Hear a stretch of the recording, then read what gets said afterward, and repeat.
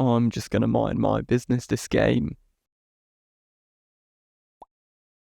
Guys, anyone got interaction? Surely Edgar does. I thought you did Atraxa.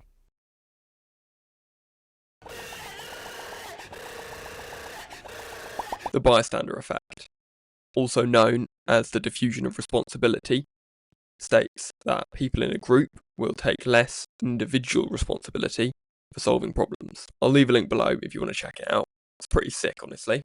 I feel that EDH is an area where we see this effect in full force. When building a deck, you can easily find a never-ending pile of cards which help progress your game plan, often meaning that there's just not enough space for everything you want. I think a big reason why people often skimp on interaction when deck building is the aforementioned bystander effect. The idea that it doesn't really matter if you can't answer a threat, because with 3 other players, surely someone else will have something. Now, I understand why this is the first place people look to cut cards. If you've spent hours meticulously constructing a value building machine, Infernal Grasp isn't exactly the reason you're excited to play the deck. Regardless, this is still an aspect which is key to executing your game plan. But Column, 1-for-1 interaction's bad in Commander. You can't 1-for-1 3 people. Yeah. Do you know what else is bad? Being dead. And interaction's a great cure for that. You ever played a game that's just way too confusing? Every turn takes like 10 minutes, and by the time it gets back to your upkeep, like you've already nodded off. How do games get like this? You guessed it. Interaction, or rather a lack thereof. When everyone is purely focused on their own game plan, you can often end up with games that feel like solitaire. I'm just going to do my thing and do it bigger and better than everyone else. Usually, games like this are decided predominantly by chance. Who drew their big finisher first? Oh, GG, better luck next time. Interaction means many things in Magic. It can be 1-for-1 removal, board wipes, stacks pieces, counter spells, and many others. For the purpose of this video, when I say interaction, I am talking about cards which prevent other players from getting out of control or winning. Thus, even though Veil of Summer does interact with opponents, that's not what I mean when I talk about interaction. Now, this isn't just run more interaction, end of video. Here's how I approach interaction while maintaining card advantage. Firstly, I just love edicts.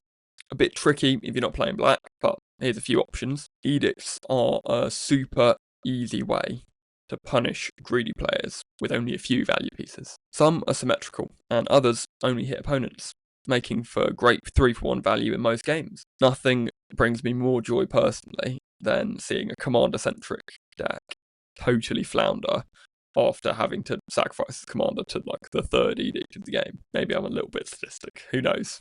Aside from that though, removal engines are the best way to play interaction and be happy about it, especially if you find cards that contribute to your game plan at the same time. Planeswalkers are great for this. Here are a few options if you want some inspiration. Sorry to all the mono-red gamers, like, mono-red removal just sucks. I won't go on about more common options such as board wipes, as I feel obviously everyone knows about these. Some effects I don't see often enough though are targeted 2-for-1s.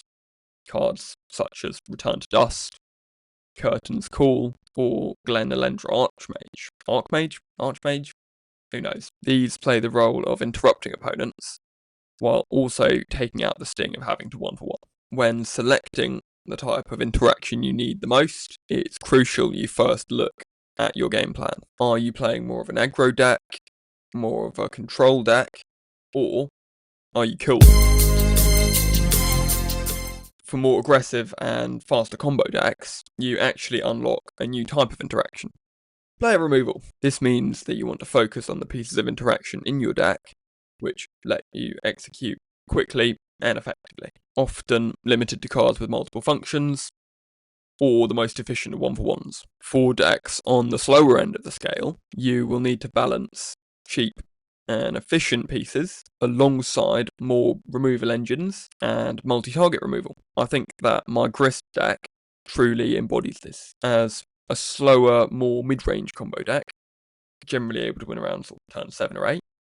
This deck plays a total of 16 pieces, which I would class as removal, including 3 edict effects, 2 board wipes, and my commander. This ensures that I can answer early value engines without setting myself back too far, while also having a few resets for if things get out of hand. This deck isn't fast enough by design to ignore enemy threats entirely, so having a healthy removal sweep is totally essential. Because I like to play a lot of interaction, I rarely have games where it feels like my deck just does nothing. It's very hard to set up big value engines when your opponent has 2 pieces of spot removal. So many decks nowadays are set up under the assumption that people will just be playing solitaire. People are just not prepared for a lot of interaction in their games. I actually think that a lot of newer cards sadly lead less experienced players further and further down this route, with each individual card doing so much that you can often get away with really greedy game plans. That isn't the topic for this video, however, more of an overarching theme that I'll certainly cover in a later video. Decks have become incredibly commander-centric for the most part, meaning that most people only really plan for a world where the commander is on the field. If you can be the person to break them out of that bubble, then it certainly boosts your odds of the game. This video does come with a warning though. If you suddenly start playing lots more removal than the rest of your play group, you can easily find yourself the target of the table. With great power comes great responsibility. Use your removal wisely and make sure you aren't just wasting it on any minor threat. That is generally a good way to get on people's bad sides. The other great thing about playing this much removal is that it generally leads to great opportunities for politics and bargaining for your own gain. If the burden of removing all the table threats has fallen on your shoulders, then you need to make sure you're actually getting something for it. Thank you so much for watching. I hope you've enjoyed the video. You know what to do now. Press all the buttons, make the algorithm do its thing. If you want to be less weak to spot removal yourself, then check out this video. As always, all feedback and suggestions are much appreciated down below. I hope to see you in next week's video, and until then, have a fabulous day.